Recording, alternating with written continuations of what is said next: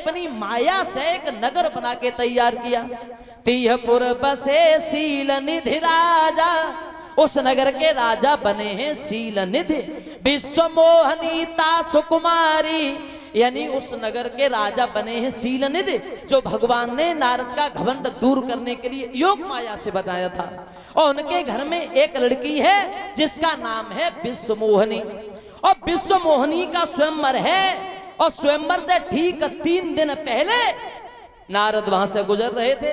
जब नारद ने देख लिया है कि जब नगर बड़ा सुंदर है तो लाओ यहाँ के राजा से भी मिल लिया जाए, तो ये देव ऋषि नारद गए हैं शील निधि के सामने। शील निधि ने बड़ा सम्मान किया। आइए महाराज, अच्छे समय पे आए हो आप। कल के बाद परसों मेरी लड़की का स्वयंवर है। मेरी लड़की की हस्तरेखा देख के ये बता सकते हो कि लड़की की शादी किसके साथ में होगी, उसका पति कैसा होगा। नारद हंसने लगे, बोले पागल हो गए महाराज, तूने सुना नहीं? अरे जब मैं कामदेव को जी सकता हूं तो तेरी लड़की की दिन दशा नहीं बता सकता हूं, पागल हो गया? कहां है तेरी लड़की, बुला। उधर से जब विश्व मोहनी आई, अब इतनी थी सुंदर विश्व मोहनी कि जब नारद ने चेहरा की ओर देखा तो नारद चेहरा पे टकटकी लगा के देखते ही रह गए। बड़ा सुंदर है ये लड़की, इसकी शादी जिस किसी के साथ में होगी वो दुनिया में अमर हो जाएगा। नहीं, अब नहीं हम महात्मा बनेंगे, अब तो हम शादी करेंगे, और शादी करेंगे तो इसी लड़की से करेंगे, इससे शादी नहीं भाई, जिंदगी में जीना नहीं चाहते। और कौन बताए भविष्य की बातें, नारद अपने ही भविष्य में खो गए। वो नारद जो है ना, तो छोड़ कर हाथ बेटी का नारद चले, और दिल में बातें छुपी की छुपी रह गई। बेटी का नारद चले, दिल में बातें छुपी की छुपी रह गई। छोड़ कर हाथ बेटी का नारद चले, दिल में बातें छुपी की छुपी रह गई। अब कौन बताए भविष्य की बातें, नारद अपनी भविष्य में खो गई लड़की की सुंदरता ही देख के। छोड़ कर हाथ बेटी का नारद चले, दिल में बातें छुपी की छुपी रह गई। कछु कह ना सके अपने दिल की व्यथा, कछु कह ना सके अपने दिल की व्यथा, दिल पे चलती छुरी की छुरी रह गई। कर हाथ बेटी का नारद चले, दिल में बातें छुपी की छुपी रह गई। छोड़ कर हाथ बेटी का नारद चले, दिल में बातें छुपी की छुपी रह गई। और वो नारद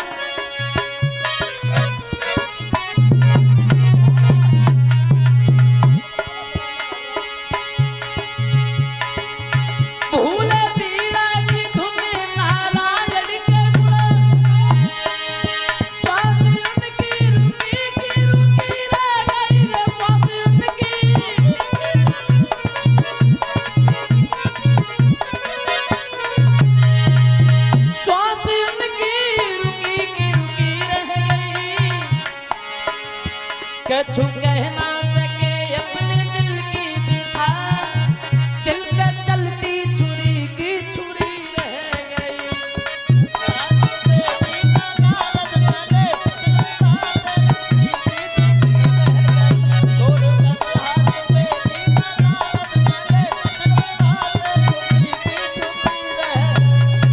कौन बताए भविष्य की बातें, नारद अपने ही भविष्य में खो गई वहां। नारद लड़की का हाथ छोड़ करके धीरे धीरे आगे चले हैं। मन में सोच रहे अब क्या करूं, इतना समय भी नहीं है जो मैं तपस्या करके सुंदर बन जाऊं। ऐसे जाऊंगा तो लड़की जयमाला नहीं डालेगी। अब मैं क्या करूं, बड़े विचार आ रहे मन में। और देव ऋषि नारद जब आगे बढ़े हैं ना, अब नारद को अब दिन में पड़े न चैन और रात भर नींद न आती है।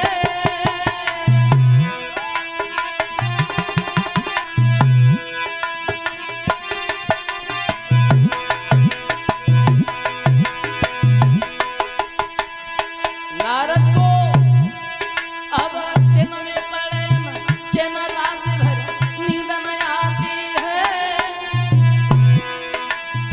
दिल में लड़की बसी ध्यान में बिटिया आती है रे घड़ी वो किस दिन आवेगी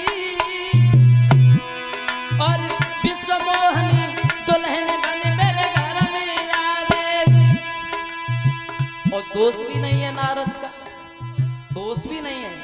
मेरे गुरुदेव तो यहाँ तक आते ये प्रेम बुरी जंजीर वीर जाए झूठ मती जामो जमे नाई जाति कछ पेश बुरी बीमारी जय जानो रे हमेशा दिल पे दुल्हन के और बुद्धि करे काम कले जो बिन प्रेमी तड़ फेरे हराम खाना पीना होवे और दिन में पड़े न चैन रात भर नींद न आया।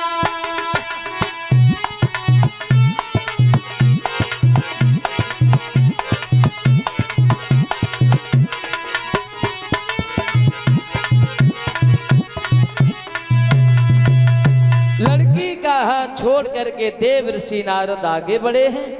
आगे बढ़ते जा रहे, मन में बड़े विचार हैं, क्या करूं, इतना समय भी नहीं है जो लड़की को मैं एकदम से तपस्या कर लूं, सुंदर बन जाऊं, लड़की के साथ शादी कर लूं, केवल 3 ही दिन तो है। और धीरे धीरे आगे बढ़े हैं और लड़की की सुंदरता दिल के अंदर बसाए हुए हैं देव ऋषि नारद। और नारद जाते रहे और सोचते हुए जा रहे धीरे धीरे आगे कि बन कैसे बुवाला वही विश्व मोहनी कि बन कैसे बुवाला ओ हमारी बरनी बन कैसे बुवाला।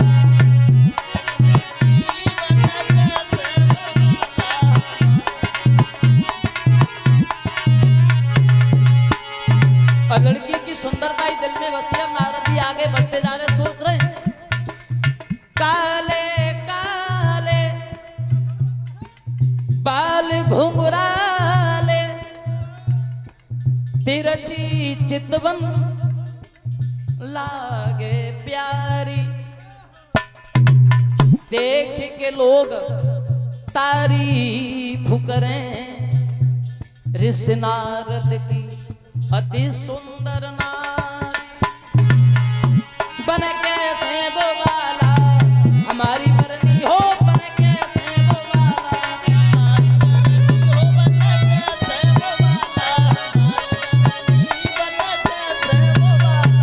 नारद को बड़े दिल में विचार आ रहे, धीरे धीरे देव ऋषि नारद आगे बढ़े हैं। वहां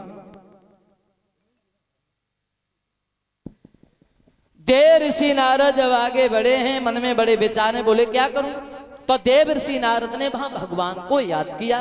भगवान जब सामने आए, कहिए नारद कैसे बुलाया भैया, काहे को याद किया।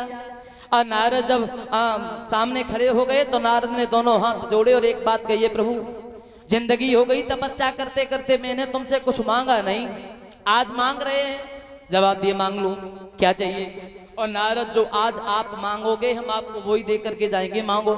जवाब दिया प्रभु देना चाहते तो हमें ज्यादा कुछ नहीं चाहिए, आप हमें हरि का रूप दे दो, हरि का, क्योंकि हरि सुंदर से कहते हैं, हरि बंदर से भी कहते हैं।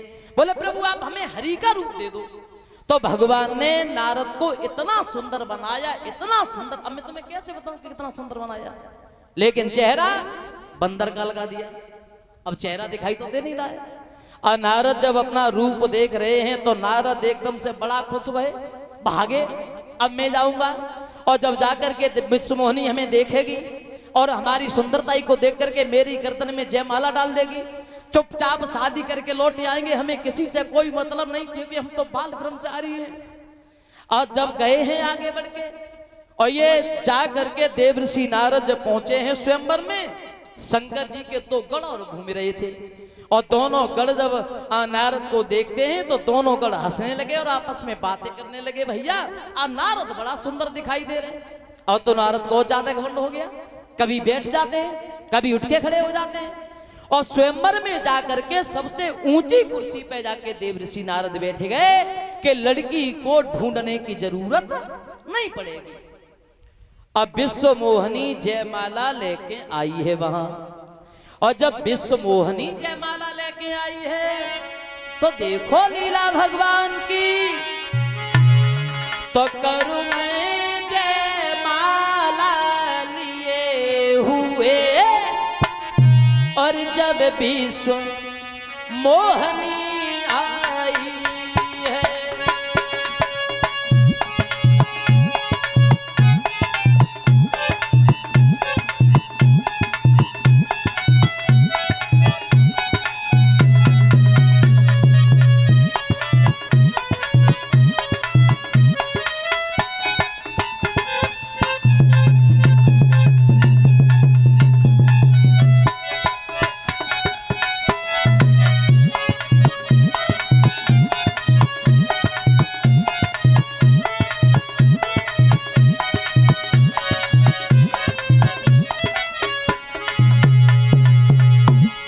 विश्व मोहनी जब हाथ में जयमाला लेके जब आगे बढ़ी है,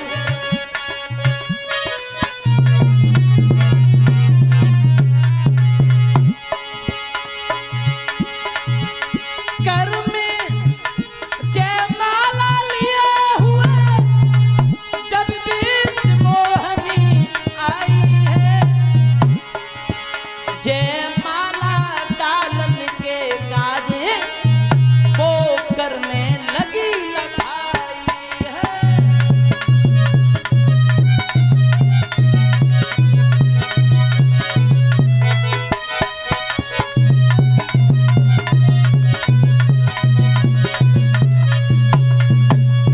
जयमाला लेके जब धीरे धीरे आगे बढ़ी है विश्वमोहिनी, और जब विश्वमोहिनी जयमाला लेके स्वयंवर में आई तो विश्वमोहिनी ने एक बार तो नारद की तरफ देखा, केवल एक बार, और दोबारा देखा ही नहीं। और लड़की घूम के आती है, नारद अपनी गर्दन आगे कर देते हैं, लड़की जयमाला पहना है, लेकिन लड़की देख ही नहीं रही। और तो नारद को ये लग रहा है कि मान लीजिए उनका दौलत से भरा हुआ भंडार कोई खाली कर रहा हो, ये लग रहा है उनके शरीर में हजारों बिच्छू एक साथ डंक लगा रहे हो। लड़की जयमाला लेके आगे आती है, नारद गर्दन आगे कर देते हैं, लेकिन लड़की ने देखा ही नहीं। भगवान को पहचान लिया योग माया ने, जो भगवान राजा के रूप में बैठे थे, और भगवान को देख करके भगवान की गर्दन में जयमाला डाली। और जैसे ही भगवान की गर्दन में जयमाला डाली, एकदम से देवरी नारद उठ करके खड़े हो गए, चिल्लाने लगे, पागल है ये लड़की, ये लड़की अच्छे बुरे की पहचान नहीं जानती। अरे हमें देखो, हमारी सुंदरताई को देखो, इस लड़की से कहो जयमाला हमारे गर्दन में बननी चाहिए, शादी हम करेंगे। हम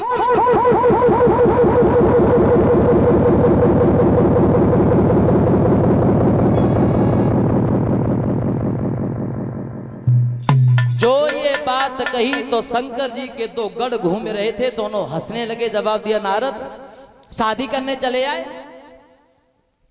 शीशा देखा? तुमने कभी अपना चेहरा देख लिया शीशा में जाके? और नारद गए हैं, नारद ने जाकर के ठहरे हुए पानी में जब वो चेहरा देखा, शंकर जी के दोनों गढ़ों को श्राप दे दिया, मूर्खों तुम लोगों ने पहले नहीं बताया, तुम लोगों ने हमारा बंदर का चेहरा देख करके इतनी हंसी की, तो हम तुम दोनों को श्राप देते हैं, तुम दोनों राक्षस बनोगे, राक्षस। जब दोनों को श्राप दिया तो दोनों रोने लगे। जवाब दिया, प्रभु राक्षस बनेंगे, उद्धार कैसे होगा? बोले, उद्धार तुम्हारा तब होगा तुम दोनों राक्षस बनोगे तो, लेकिन इतने बड़े बलशाली राक्षस बनोगे जो तुम्हें मारने के लिए खुद भगवान को अवतार लेकर के भूतल पे आना पड़ेगा, उनके हाथ से तुम्हारी मौत होगी, तब तुम्हारा उद्धार होगा। अब नारद ने घमंड में आकर के बीड़ा उठाया, दूर फेंक दिया, चल दिए। भगवान ने देख लिया कि नारद बड़े गुस्सा में हैं, और जलती हुई आग में अगर थोड़ा घी हम और डालने तो मेरा क्या जाएगा। अब भगवान विश्वमोहिनी को साथ लेके आगे बढ़े और नारद के पास में बोले, नारद कहाँ जा रहे हो? बोले, कहीं नहीं जा रहा हूं। अरे बड़े गुस्सा में दिखाई दे रहे हो, क्या हो गया?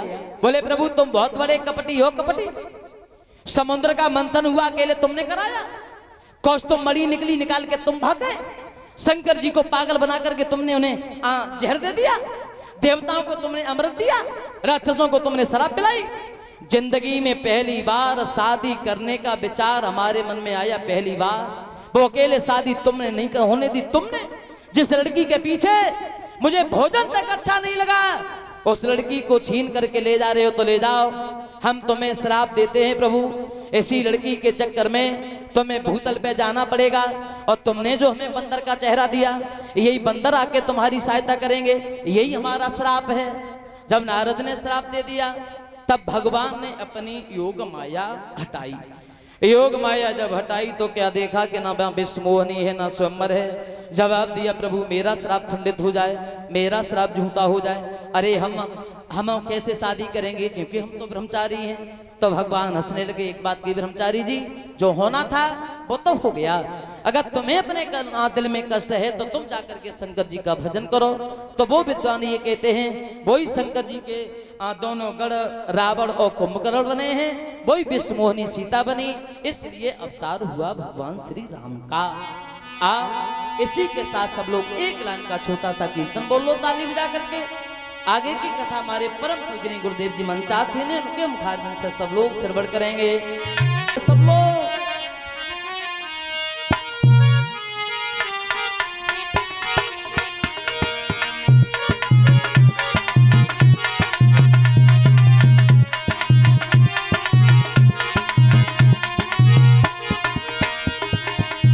लोग बोलते चले धीरे धीरे ताली बजा के, बड़े भगवान का कीर्तन बड़े प्रेम से।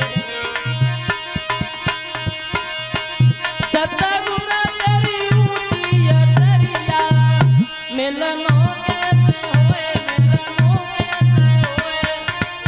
तेरी ऊंची अटरिया, मिलनो कैसे होए, मिलनो कैसे होए। ऐसे नहीं, सब लोग ऊपर हाथ करके ताली बजाते चले। ताली बजा के बोला जाए कीर्तन, बड़ा आनंद आता है कीर्तन में। सतगुरु तेरी ऊंची अटरिया, मिलनो कैसे होए, मिलनो कैसे होए। सतगुरु तेरी ऊंची अटरिया, मिलनो कैसे होए, मिलनो कैसे होए। जैसे जैसे मेरो मिलनो भयो है,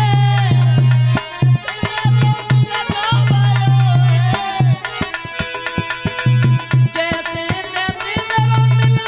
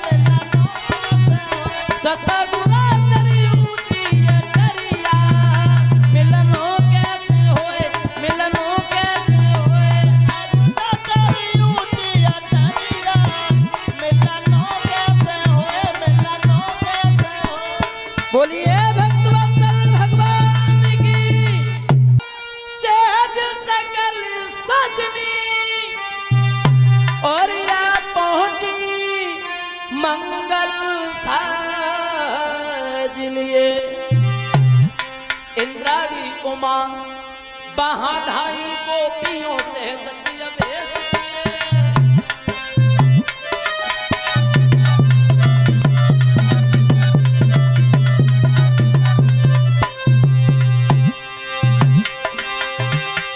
राम का जब अवतार हुआ, राम को देखने के लिए देवताओं की देवियां वो भी भाग खड़े भय।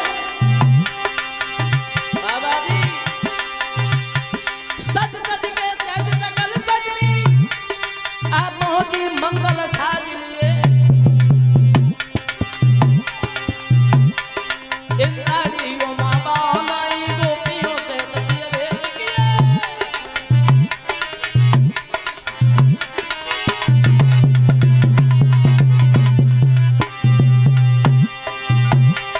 भोले बाबा सुन भूल गए पड़ गए नाच के फेरे में। अब यशो कुमार की लगी रहो जा सुरभक्त लगे घेरे में।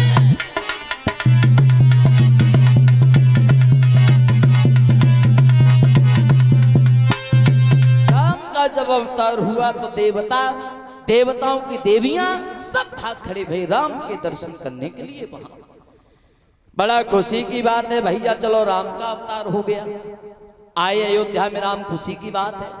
लेकिन अब सवाल ये उठता है कि राम का अवतार हुआ क्यों आए भगवान श्री राम? तो क्षमा करें, इसके एक नहीं बल्कि अनेक प्रमाण मिले।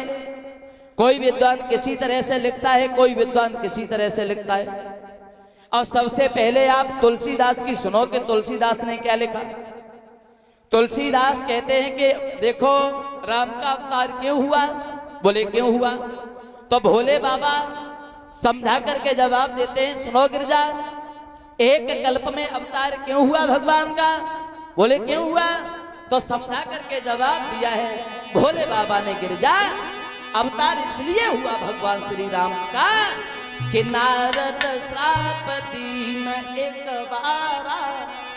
गिरजा, अवतार क्यों हुआ तो बोले कि नारद श्राप दीन एक बारा और कल्प एक तिन्ह लगे अवतारा।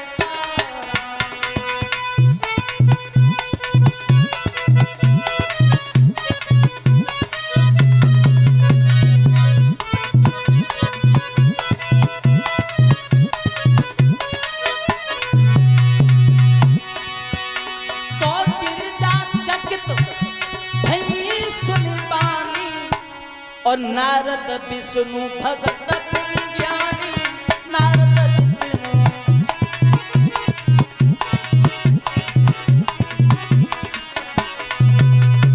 क्यों अवतार हुआ, बोले क्यों अवतार हुआ तो समझा के जवाब दिया। सुनो गिरजा के नारद श्राप दीन एक बारा, यानी नारद ने एक बार श्राप दिया इसलिए अवतार हुआ भगवान श्री राम का।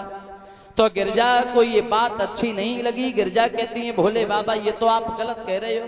क्यों तो गिरजा चकित भई सुनवानी और नारद विष्णु भगत पुण्य ज्ञानी।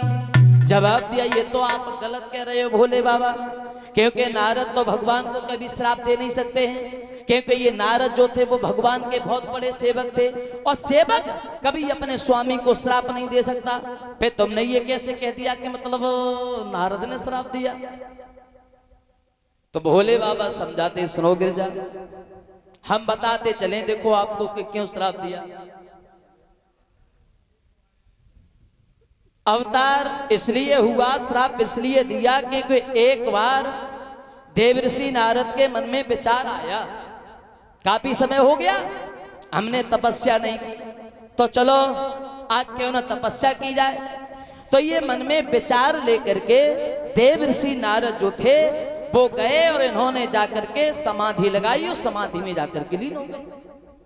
जब ये समाधि में जाकर के लीन हुए, समाधि लगा करके जब देवर्षि नारद बैठ गए, इन्होंने इतनी कठिन तपस्या की, इतनी कठिन तपस्या की, जो इनकी तपस्या को देख करके देवताओं का राजा इंद्र जो था वो जल गया। अच्छा इंद्र क्यों जलता था इंद्र को क्या दुश्मनी थी किसी की तपस्या से? देखो ये इंद्र इसलिए चलता था क्योंकि ये इंद्र ये सोचता था कहीं मेरी जब कुर्सी न चली जाए, मेरी जब कुर्सी न चली जाए। और देखो जब कुर्सी की जितनी खेचा तानी में जब कुर्सी टूट रही है उतनी जब बैठे हुए भी ना टूट रही, वो पई तरफ खींच रहे वो पई तरफ खींच रहे, कैसी न करे सीट नहीं करे। अब देखो केवल इतना अंतर हो गया, आजकल वोट पढ़ते और वोट पढ़ने के बाद तब वो कुर्सी मिलती है। पहले वोट नहीं पढ़ते थे, पहले जो तपस्या करके जो तपस्या में सफल हो जाता था, जो 101 अश्वमेध यज्ञ पूरे कर लेता था, वही इंद्रासन का अधिकारी बन जाता था। इंद्र का भी नाम कोई पहले इंद्र थोड़ा ही था, इंद्र का नाम था पहले बलद्रम। ये इंद्र नाम की तो पदवी होती है जैसे आजकल पदवी होती है प्रधानमंत्री की, एमएलए की, मुख्यमंत्री की। अब फर्क इतना हो गया कि आजकल वोट पढ़ते हैं और पहले तपस्या करते थे। तो इंद्र ये सोचने लगा कि बाबा देव ऋषि नारद अब बाबा बन के नहीं रहना चाहते और तो ये मेरी कुर्सी छीनना चाहते हैं। तो कुर्सी की डर की वजह से इसने रंभा को बुला लिया, कामदेव को बुलाया और जवाब दिया, बोले तुम जाओ और जा करके देवर्षि नारद की समाधि खुला के आओ। जब ये कहा कि समाधि खुला करके आओ तो ये कामदेव अपनी पत्नियों को साथ लेकर के, अप्सरा को साथ लेकर के ये कामदेव गया है जहां भोले बाबा तपस्या कर रहे थे, भजन कर रहे थे। और ये कामदेव जाकर के पहुंच गया, कामदेव ने जाकर के अपनी लीला दिखाई है वहां। ये कामदेव जब गया है ना कामने, तो कामने वहां जाते जाते और अपनी लीला दिखलाई डाली।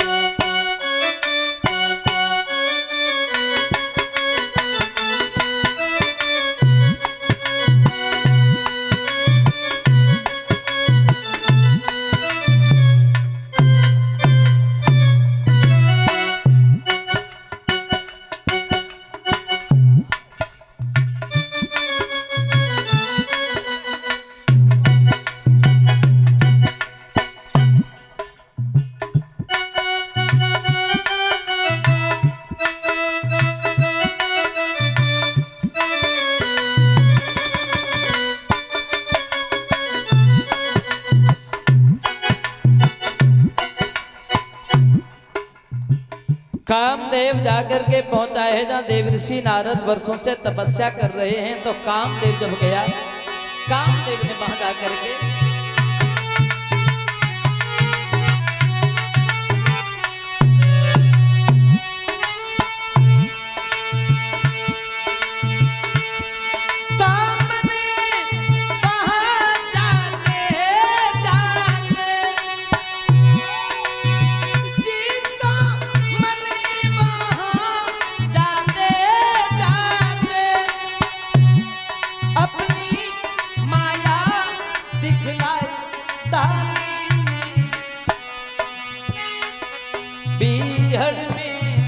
उपवन खिला दिया और कृष्ण बसंत बनाए डाली।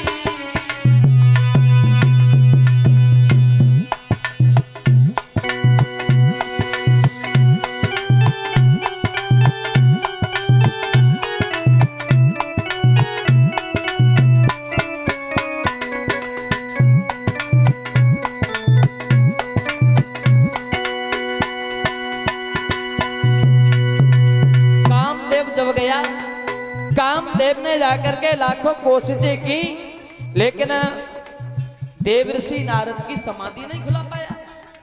बैठे देवर्षि नारद थक गया है कामदेव।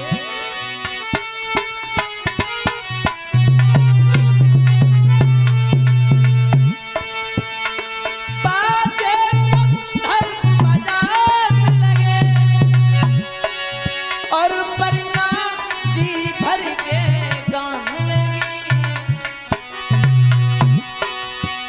मीठी मीठी झनकारन से और पृथ्वी आकाश हिलाने लगी।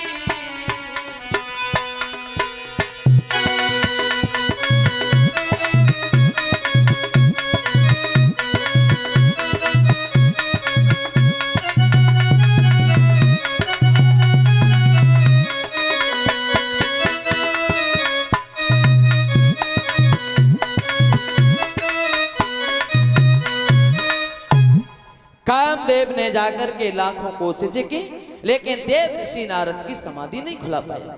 जब देव ऋषि नारद की समाधि नहीं खुला पाया, जब थक गया है कामदेव, तो कामदेव नारद के चरणों पे गिर पड़ा। प्रभु, आप क्रोध में आकर के हमें श्राप नहीं दे देना, आप हमें श्राप मत देना, मेरा कोई दोष नहीं था, हमें तो इंद्र ने तुम्हारे पास भेजा था। चरणों पे गिर पड़ा। तब देव ऋषि नारद ने अपनी आंखें खोली, और जब नारद ने अपनी आंखें खोली हैं वहां, तो नारद ने कामदेव को तो समझाया, बोले कामदेव तू तो जा, तेरा काम था वो तूने किया, हम तुझे श्राप नहीं देंगे। और कामदेव गया तो कामदेव ने देव ऋषि नारद की बड़ी प्रशंसा की। भैया, हमने ब्रह्मचारी तो बहुत देखे, लेकिन हमने नारद जैसा बाल ब्रह्मचारी आज तक कोई नहीं देखा। बड़ी प्रशंसा की। और जब कामदेव ने नारद की प्रशंसा की तो नारद को घमंड हो गया, मैंने तो वो काम कर दिया जो आज तक कोई नहीं कर पाया। मैंने कामदेव को जीता है, और कामदेव को जीतना कोई तितली के पंख तोड़ना नहीं है। और जीत क्यों नहीं लेता? आखिर को बाल ब्रह्मचारी है देव ऋषि नारद।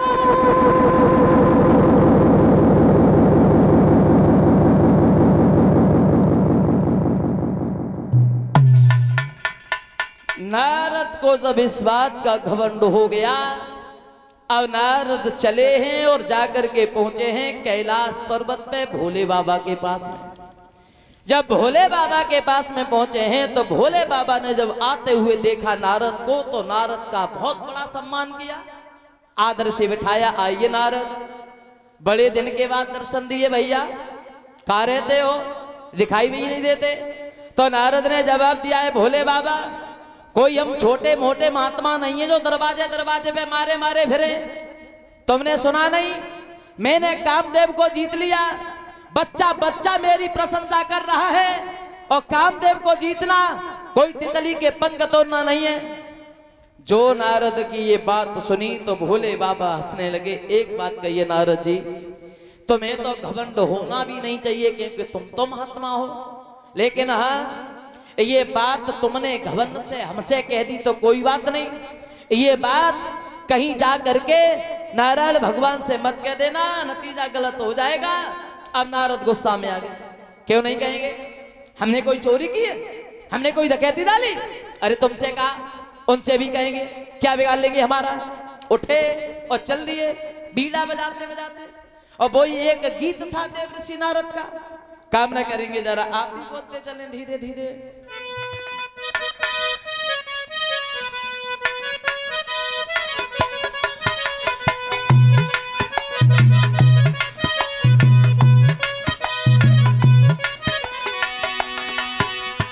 चले हैं देव ऋषि नारद, हाथ में बीड़ा उठाया, धीरे धीरे बजाते हुए चले हैं। कामना करेंगे आप लोग भी बोलते चलें धीरे धीरे। श्रीमन नारायण नारायण हरि हरि, श्रीमन नारायण नारायण हरि हरि, भजमन नारायण नारायण हरि हरि, भजमन नारायण नारायण हरि हरि। ये नाम बड़ा अलबेला है, नाम बड़ा अलबेला है, लगता नहीं पे सनेला